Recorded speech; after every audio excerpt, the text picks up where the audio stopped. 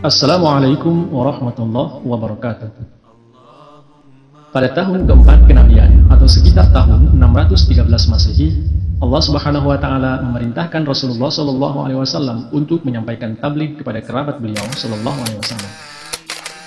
Allah Subhanahu wa taala berfirman dalam Al-Qur'an, "Wa anzir ashiratakal aqrabin," dan berilah peringatan kepada kerabat-kerabatmu yang terdekat. Quran Surah Asy-Syu'ara ayat 214. Ketika ayat itu turun kepada Rasulullah Sallallahu Alaihi Wasallam, maka beliau mengumpulkan kaum kerabat beliau, Banu Abdul Muttalib. Untuk keperluan itu, beliau Sallallahu Alaihi Wasallam memerintahkan kepada Ali bin Abi Thalib untuk mengundang mereka. Beliau Sallallahu Alaihi Wasallam juga memerintahkan Ali untuk menyiapkan makanan untuk dihidangkan dalam pertemuan itu. Rasulullah Sallallahu Alaihi Wasallam bersabda, "Wahai Ali, siapkanlah hidangan makanan sebanyak 1 sak dengan paha kambing." 1 sak itu sekitar 2,5 kg atau mungkin sampai 4,5 kg gandum, jumlah yang sangat sedikit untuk menjamu keluarga besar beliau Sallallahu Alaihi Wasallam. Beliau Sallallahu Alaihi Wasallam juga bersabda, "Siapkan juga 1 wadah besar susu, lalu kumpulkanlah Banu Abdul Muttalib." Hadrat Ali bin Abi Thalib radhiyallahu anhu melaksanakan semua perintah Rasulullah Sallallahu Alaihi Wasallam, yang mengundang sekitar 40 orang keluarga dan tokoh-tokoh penting seperti ayahnya sendiri, Abu Thalib, Hamzah, Abbas, dan Abu Lahab. Hadrat Ali menceritakan, "Saya lakukan sesuai perintah untuk mengumpulkan mereka yang jumlahnya sekitar 40 orang. Di antaranya paman Rasulullah SAW, yaitu Abu Thalib, Hamzah, Abbas, dan Abu Lahab juga. Saya pun menghidangkan makanan dalam wadah besar di hadapan mereka. Kemudian Rasulullah SAW mengambil 1 potong daging dari antaranya dan memotongnya dengan gigi beliau, lalu menyebarkannya ke sekeliling wadah dengan tujuan untuk memberkatinya. Rasulullah Shallallahu Alaihi Wasallam bersabda, "Silahkan disantap dengan menyebut nama Allah." Para tamu menyantapnya sampai kenyang.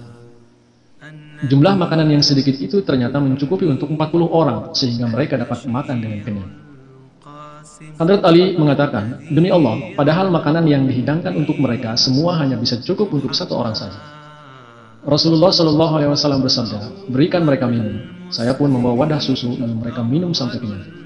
Demi Allah, 1 orang saja dapat menghabiskan seluruh susu itu.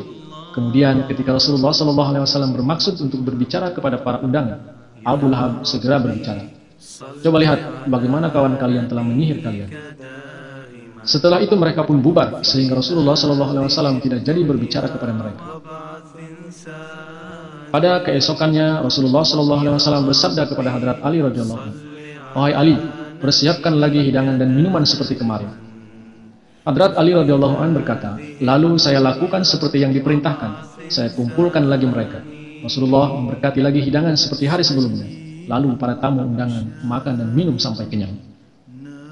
Rasulullah Shallallahu Alaihi Wasallam bersabda kepada mereka, "Wahai Banu Abdul Muttalib, aku membawa sesuatu bagi kalian yang mana tidak ada orang lain yang membawa lebih baik dari ini untuk kaumnya.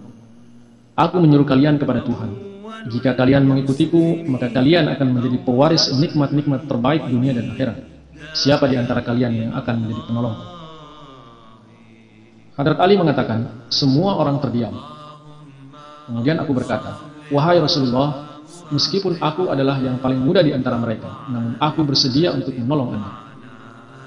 Setelah mendengar ucapan Ali tersebut, Rasulullah SAW mengerahkan pandangan kepada para kerabat dan bersabda, "Jika kalian mengetahui, dengarlah ucapan anak ini dan yakinlah."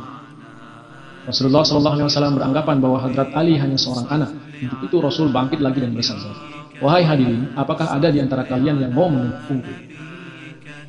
Setelah melihat pemandangan itu, bukannya mengambil pelajaran, para hadirin malah mentertawakannya.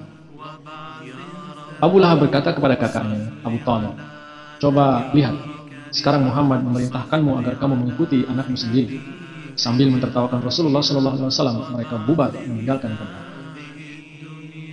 Setelah itu Rasulullah SAW meyakini bahwa dalam pandangan Allah Ta'ala anak berusia sekitar 11 tahun inilah yang dewasa. Selebihnya walaupun berumur tua, namun pada hakikatnya adalah anak-anak. Dalam diri mereka tidak ada kekuatan. Namun Rasulullah SAW tidak lantas putus asa. Beliau SAW tetap berusaha untuk mengajak keluarga dan kaumnya kepada Islam. Pada suatu hari, beliau Shallallahu Alaihi Wasallam naik ke Bukit Sofa dan berseru, memanggil orang-orang Quraisy. "Wahai masyarakat Quraisy," Muhammad berbicara di atas Bukit Sofa. Mereka lalu datang berduyun-duyun sambil bertanya-tanya, "Ada apa?" Bagaimana pendapatmu sekalian kalau kuberitahukan kamu bahwa pada permukaan bukit ini ada pasukan berkuda? Percayakah kamu? Ya, jawab mereka.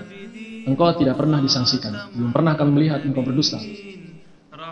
Aku mengingatkan kamu sekalian, sebelum menghadapi siksa yang sungguh berat, katanya, Banu Abdul Muttalib, Banu Abdul Manaf, Banu Zuhra, Banu Taim, Banu Mahzum, dan Banu Asad, Allah memerintahkan aku memberi peringatan kepada keluarga-keluargaku terdekat, baik untuk kehidupan dunia atau akhirat. Tak ada sesuatu bagian atau keuntungan yang dapat kuberikan kepada kamu selain aku ucapkan, tak ada Tuhan selain Allah. Abu Lahab, seorang laki-laki berbadan gemuk dan cepat naik darah, kemudian berdiri sambil meneriakkan, celaka kau hari ini, untuk ini kau kumpulkan kami. Karena itu mereka tidak menghiraukan seruan Rasulullah SAW. Mereka pergi meninggalkan beliau SAW. Rasulullah SAW tidak marah dan membalas atas serintangan yang dilakukan oleh Abu Lahab, salah satu paman beliau SAW itu. Kemudian turunlah wahyu mengenai Abu Lahab. Allah Subhanahu wa taala berfirman, celakalah kedua tangan Abu Lahab dan celakalah ia. Tak ada gunanya kekayaan dan usaha itu. Api yang menjilat-jilat akan menggulung. Quran surah 102 ayat 1 hingga yang ke-8.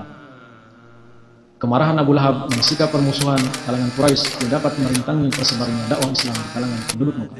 Setiap hari ada saja orang yang beriman, dan Islam pun terus mengalami kemajuan dan meraih kemenangan. Simak kelanjutan sejarah hidup Nabi Muhammad di video-video berikutnya. Terima kasih. Assalamualaikum warahmatullahi wabarakatuh.